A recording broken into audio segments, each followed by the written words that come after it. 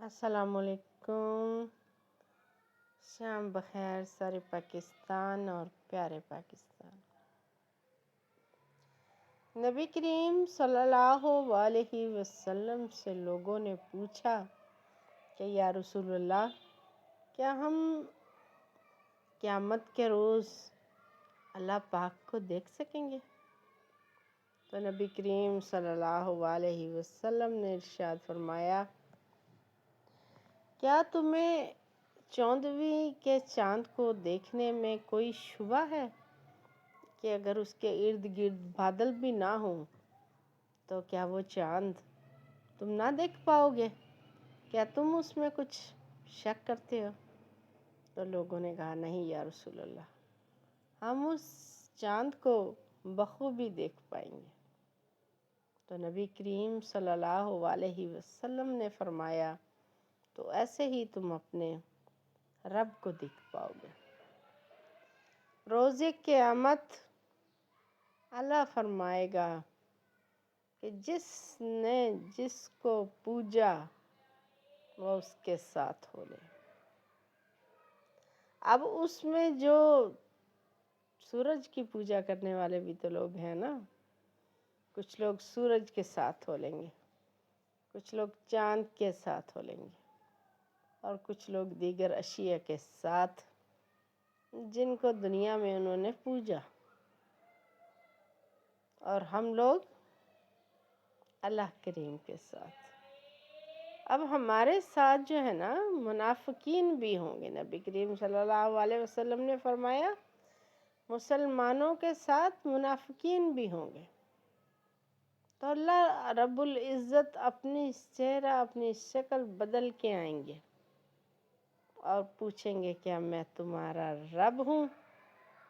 تو جو اللہ کے نیکوکار لوگ ہوں گے، جو سچے ہوں گے، جو منافق نہیں تھے دنیا میں، وہ کہیں گے کہ ہمارا رب جب ہمارے سامنے آئے گا تو ہم اس کو پہچان لیں گے، اور منافقین اس کے ساتھ ہو لیں گے۔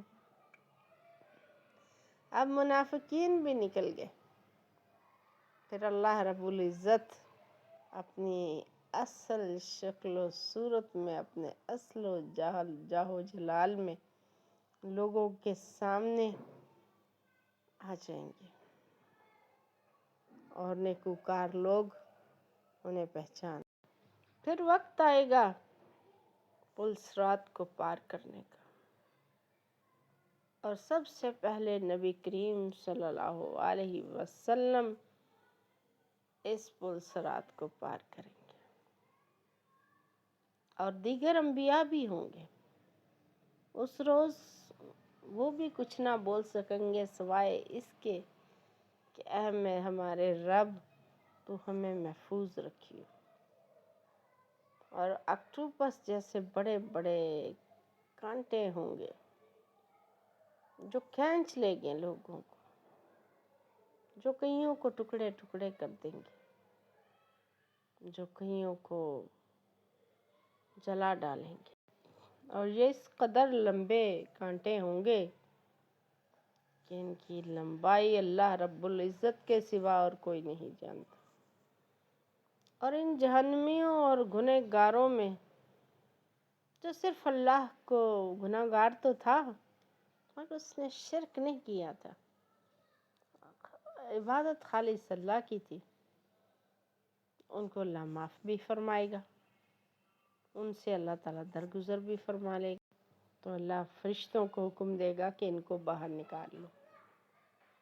پھر وہ لوگ بھی ہوں گے جن کے ماتھوں پہ سجدوں کے نشان ہوں گے، لیکن شدید گنہگار بھی ہوں گے۔ اللہ تعالیٰ ان کو جو ہے نا جلائے گا، اور اس طرح کہ صرف سجدوں کے نشان والی جگہ جو ہے وہ باقی رہ جائے گی، اور باقی جسم کو جلا ڈالا جائے گا۔ پھر جو ان کی سزا پوری ہو چکی جائے گی تو ان کو باہر نکالا جائے گا، ان کے اوپر آب حیات ڈالا جائے گا، اور ان کے جسم دوبارہ سے اس طرح پیدا ہو جائیں گے کہ جیسے سیلاب کے بعد سبزہ اگتا ہے نا تر و تازہ اور نیا، بالکل اسی طرح تر و تازہ اور نئے جسم کے ساتھ وہ پھر سے پیدا ہوں گے۔ تمام لوگوں کا جب حساب کتاب مکمل ہو جائے گا، ایک شخص رہ جائے گا جو جہنم کی جانب اس کا منہ ہوگا۔ وہ اللہ سے فرمائش کرے گا کہ اے میرے رب، مجھے سخت بدبو آتی ہے جہنم سے، تو مجھ پہ رحم فرما اور میرا منہ جنت کی جانب موڑ دے، اور اللہ تیری عزت کی قسم میں تجھ سے پھر کچھ بھی نہ مانگوں گا۔ اللہ اس کا چہرہ جو ہے جنت کی جانب پھیر دے گا۔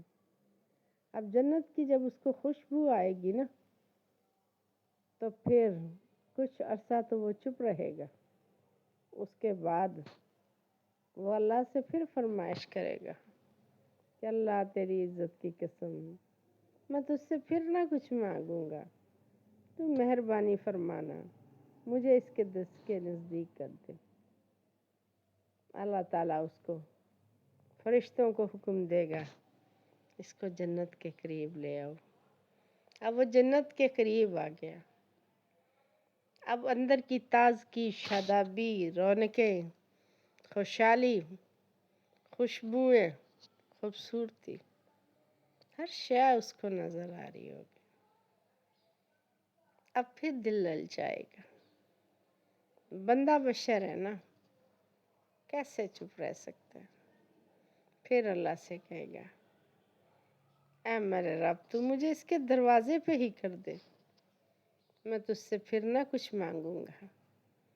اللہ اس کو اس کی قسمیں، اس کے وعدے یاد دلائے گا، لیکن وہ مانگتا رہے گا، اور اللہ اس کو پھر جنت کے دروازے کے قریب کر دے گا۔ اور اسی طرح مانگتے مانگتے وہ اللہ سے کہے گا اللہ تو مجھے ایسے ذلت والے لوگوں میں شامل نہ کر، میرے مولا مجھے اس کے اندر داخل کر دینا۔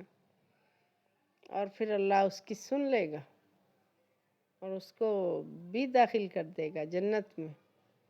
اب اللہ اس سے پوچھے گا بتا، اور تجھے کون کون سی نعمتیں چاہیے؟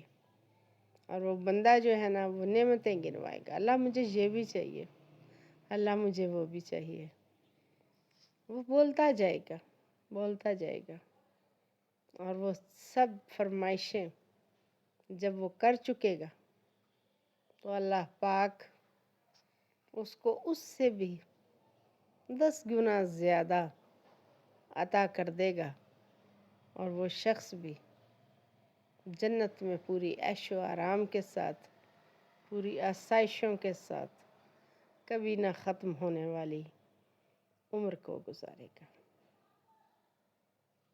ہم بہت گنہگار ہیں، بہت برے ہیں، ہمارے اندر کوئی ایک چیز ایسی نہیں ہمارے رب کہ جو ہمیں معافی دلانے والی ہو۔ ہاں ایک چیز ہے، وہ ہے تیری رحمت، اور ہم تیری رحمت پہ ہی تکیہ کیے بیٹھے ہیں۔ اور مالک ہم اس قدر کمزور ہیں کہ ہم اپنا قبلہ سیدھا بھی کرنا چاہیں تو ہم سے ہوتا نہیں ہے، ہم راہ مستقیم پر چلنا بھی چاہیں تو ہم بہک جاتے ہیں۔ میرے مالک اس وقت تک یہ ممکن نہیں ہے جب تک تو میرے راستے کو سیدھا نہ کر دے، جب تک تو مجھے ہدایت نہ دے دے اور سیدھا راستے پہ چلنے والا نہ بنا دے۔ یا اللہ اس رمضان کے صدقے میں ہماری پچھلی تمام کوتاہیوں کو معاف فرما اور ہمیں نیک اور سیدھی راہ پہ چلنے والا بنا۔ اے میرے پروردگار، نبی کریم صلی اللہ علیہ وسلم کے صدقے میرے والدین کی بخشش فرما۔ یا اللہ میرے والدین کی بخشش فرما، یا اللہ میرے والدین کی بخشش فرما۔